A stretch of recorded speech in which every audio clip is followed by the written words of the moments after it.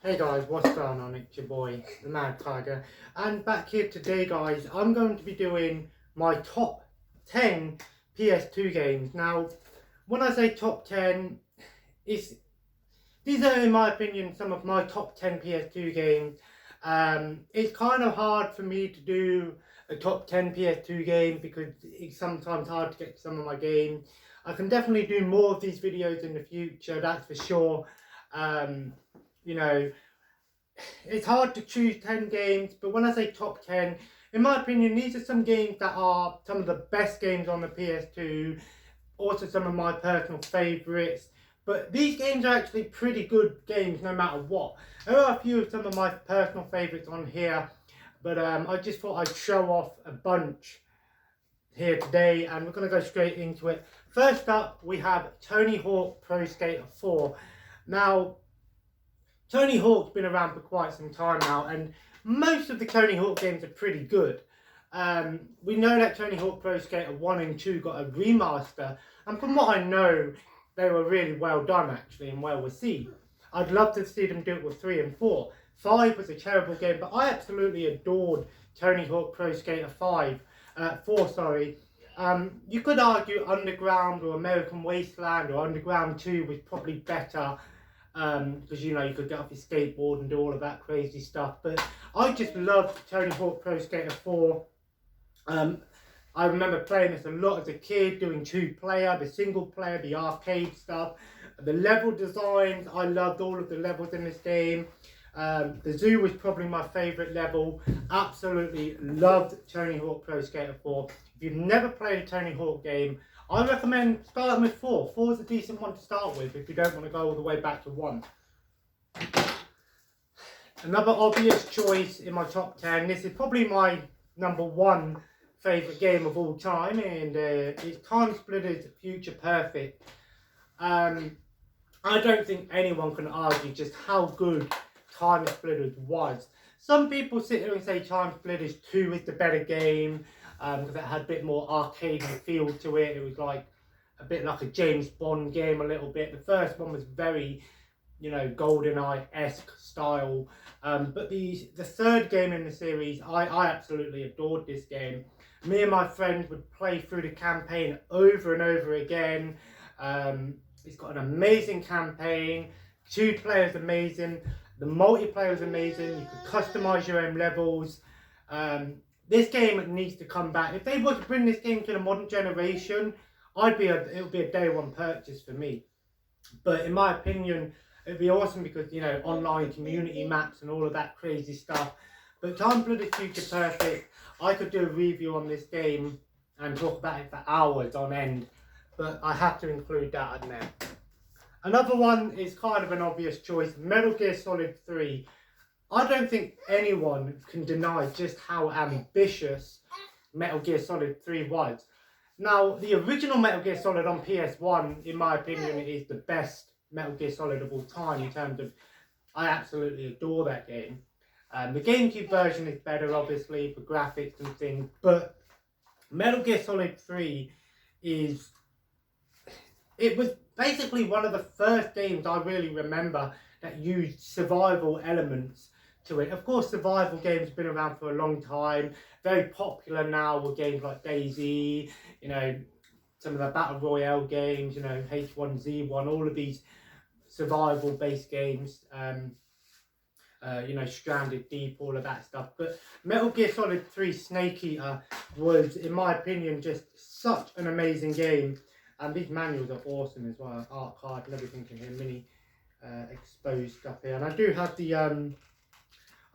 the subsistence version as well. But Metal Gear Solid 3 was just such an amazing game. You could do so much in this game. Of course, it had the long story and all the great cutscenes and great characters. Very emotional story towards the end. Technically, this is the first game, I think, the first or second game in the timeline for Metal Gear. I could be wrong though. But you could do all this crazy stuff. You'd have to hunt animals. You could use some certain animals as weapons. You could eat the animals. You're in this jungle. and you could get all of these different camouflages and change your camouflage and your face paint to blend in, and of course it's a stealth game as well, so you want to be doing all of that. It's not a game you can just go around killing everyone. I think you can unlock weapons and unlock modes. The boss fights in this game are amazing. It also has one of them really cool features where you basically, if you fight in the boss called the End, there's 3 ways to beat him. First is you just beat him normally. You know, when he's a sniper and you have to find him, you have to shoot him with a sniper rifle, or sneak up behind him and say freeze. The second way of doing it is there's a part in the game where you see him in a wheelchair. If you shoot him with the sniper rifle, I don't think you can do it on your first playthrough, but on the later ones you can. You can actually kill him while he's in his wheelchair. And the third one is actually not one that a lot of people know of. If you actually turn forward, Logan, if you actually turn forward your PlayStation clock by a couple of weeks or something, when you find him in the game, he dies of old age. It's crazy. Awesome game. Next, in my opinion, probably the best football game of all time. I don't like football games. I don't like FIFA at all, but FIFA Street 2 is so good.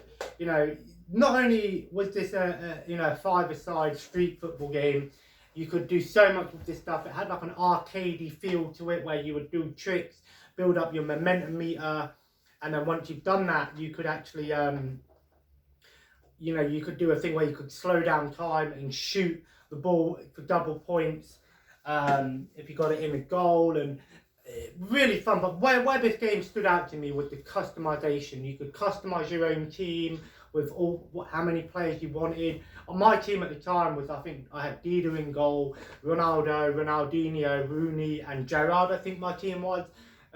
Definitely an all-star squad for the time. But you could also not only just customize that, but you could also customize your character's clothes and all of these crazy things you could do. The customization in this game is awesome. The later FIFA Street games, not so great. Then we talk about, in my opinion, probably the best Need for Speed game in my opinion. That is Most Wanted, not the remake, the original Most Wanted.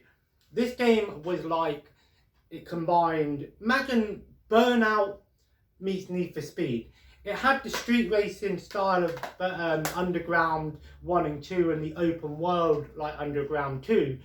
But where this game stood out, in my opinion, was the chase scene. There were parts in the game where you would have like the police chasing after you, and you could take little shortcuts, go under like things and crash, make things explode, and the police cars would crash. You know, that in my opinion was one of the best features about this game. I don't really play a lot of racing games anymore, but if I were to put this bad boy back in, I could definitely have a lot of fun with it. Awesome game. The remake or remaster, whatever you want to call it, the reboot, is an okay game, but I prefer the original on PS2. I had to include one GTA game, and the one that I included was Gran Theft Auto San Andreas. Many people say Vice City is their favourite, or 3, and you're not wrong. Every Gran Theft Auto game on PS2 was really good, but in my opinion, San Andreas took it one step further. It added RPG elements to the game.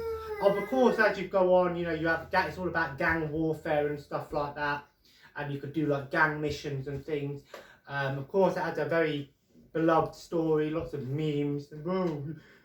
Whoa, CJ, it's your number 9. Oh shit, here we go again. So many memorable lines from the game. But the RPG elements in this game are awesome, which kind of did come back in GTA 5 with these sort of, when you use your guns, your driving skill, your shooting skill. But in my opinion, just San Andreas had the best one. Not only could you keep your driving, your shooting skills, your swimming skills, but you could also, if you ate too much in this game, your character would get fat. If you didn't eat, you'd get skinny and you'd lose stamina quicker. Things that did kind of come back in Red Dead Redemption 2, kind of sort of style like that. There's a lot of customization. You could customize your cars. In my opinion, you know, my favourite thing in this game is going to the gym, building up your muscles. Very, very great game with so much to do in it. But in my opinion, what makes this game stand out above the rest is it actually had two-player mode. There are two modes in the game you can find. First is the Rampage mode, where you can have two players doing like a survival mode, and the other one is free roam. You could actually get another player. You find a place in the game. I think it is towards like where Big Smoke used to live or somewhere like that.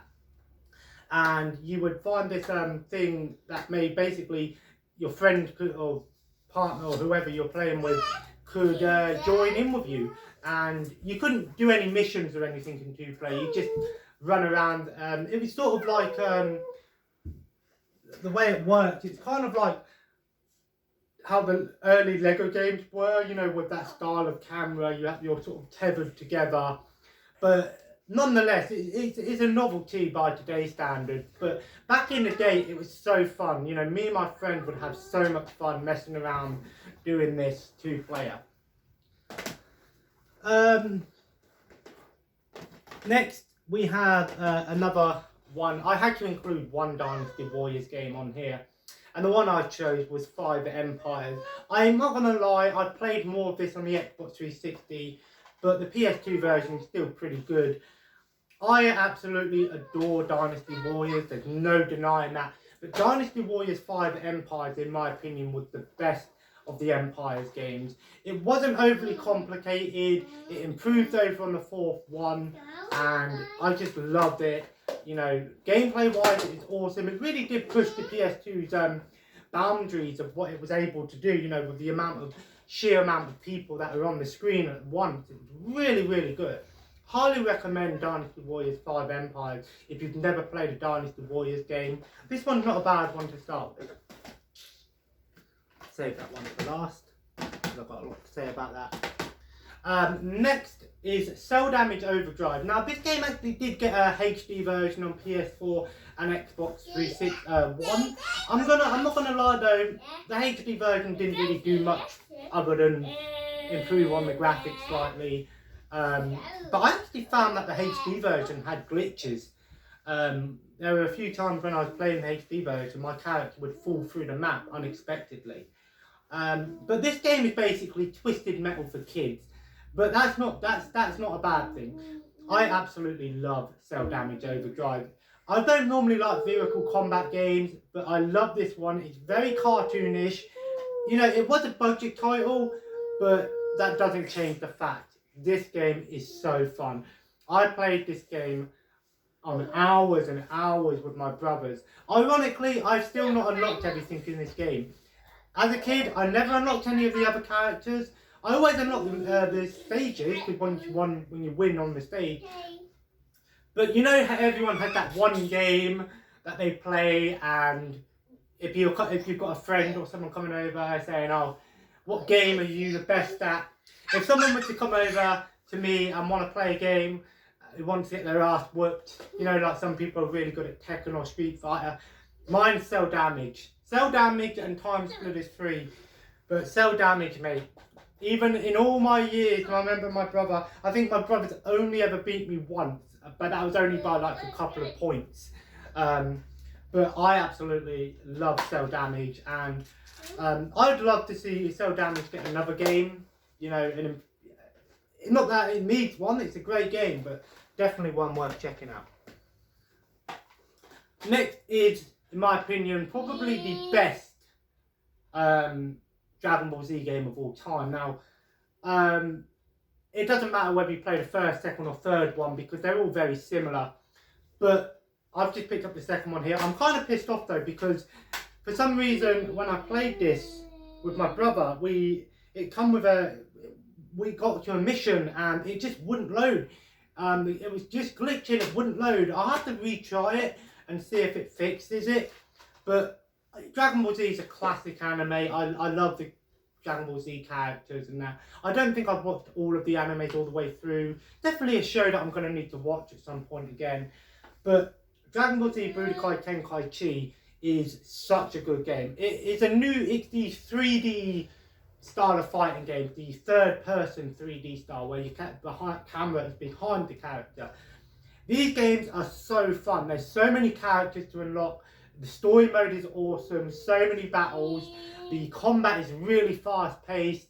The later Dragon Ball Z games sort of took this style to it, like Kakarot did it. The Battle for Z game, the Xenoverse game, sort of took that, you know, style. And then of course we had the Dragon Ball Super Dragon Ball Fighter Z or whatever it was, which did the 2D fighting style. But I absolutely love this game. If you want a fast-paced third-person game, I highly recommend this one. It's definitely up there with some of the best fighting games you'll ever play. And last but not least, in my opinion, probably the best looking racing game on the PlayStation 2, and probably one of the best looking games on PS2 in general, and in my opinion one of the sheer amount of stuff that's in this game. Gran Turismo 4. This game has over 700 cars and over 50 tracks. Now, 700 cars is crazy, but the fact of the matter is, now this game is a simulator, which means they try to be as realistic as possible. I normally don't like simulators, but I adore this game. This game is so good. What's great about this game is each car feels as real as the car would in real life. You know, if you're driving an old-fashioned Bentley or old-fashioned car going at 20 miles an hour, don't be expecting a car that's going to go 200 miles an hour. You know, if you're driving the Le Mans or touring cars, it's fast-paced, it's hard to control, but it's so well done. The campaign in this game is huge. It's kind of like an RPG. You start off in the low end with a low car. You know, it's funny because you don't do racing cars. This isn't touring cars or things like that. You start off with just cars that you find on the street today. Real life cars like Ford Focuses and Mondeos and, you know, Subarus and stuff like that. And obviously at the start of the game you have some money, buy a car, you have to upgrade it and stuff, win championship, win money, sell your car, do driving lessons, do all of these things and work your way through it. It is a huge game, and the size of the save file in this game was 1493 kilobytes, which isn't a lot by today's standard, but back in the day that was like nearly 2 megabytes of data. And if you had an 8 megabyte memory card, which was standard, this would take up a lot of space on your memory card. It's unbelievable. But this game is such a good game. If you've never played a Gran Turismo game, in my opinion, this is the one to start with. Highly recommend this game. So there we have 10 PlayStation 2 games that are my favourites, and also in my opinion probably some of the best games on the PS2. Dynasty Warriors 5 probably isn't one of the best, but for what it was, it definitely stood above and beyond. I've still got a lot more PS2 games that I can do another video. There might be another top 10 PS2 games, part 2 I guess. But if you enjoyed today's video, feel free to leave a like and of course comment below. Hopefully this has turned out alright, because I've done the flip thing again with my camera.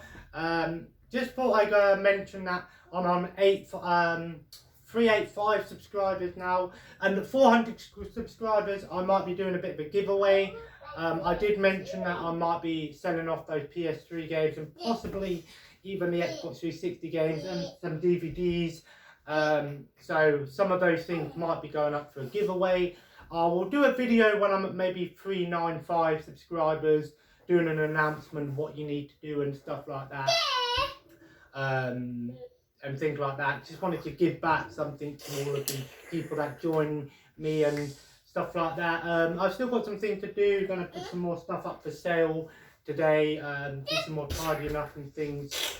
I've got a pickups coming this week, a mail day pickup. It's all going to be wrestling DVDs. I did say that I'm going to start a wrestling DVD collection, and I actually did get a pretty decent bundle on eBay for £13, about 10 or so DVDs. But one of them in there actually wasn't WWE, and I'm actually quite excited for it because I looked up and it's actually paid for that bundle and more. So very happy about that. So that should hopefully be here by Friday. If it turns up by then, we'll do a mail day video. I haven't done a mail day video, so we'll do a mail day video. I am going into town on Thursday, so if I do pick a few more things up, of course, that will also be included in the next pickups video, the mail day pickups video. But anyway, guys, subscribe if you haven't, and join the family. And as always, follow me on Twitter, Instagram, and Twitch at the Mad Tiger. Sorry I haven't done any streams lately. If I do any streaming, it'll probably be on Thursday. I might do a stream with some Shadow Warrior 2, perhaps. Having a chill one tonight, watching some stuff, finishing off my Blackadder box set. A review for that Blackadder box set will be coming at some point too. And as always, guys, check out the eBay link in KYILL_7. If you want to see things up for sale, that's where they are. And as always, guys, have a nice day, and I will see you in the next video. Also, let me know what your top 10 PS2 games are. I'd like to know. Take care, and bye-bye.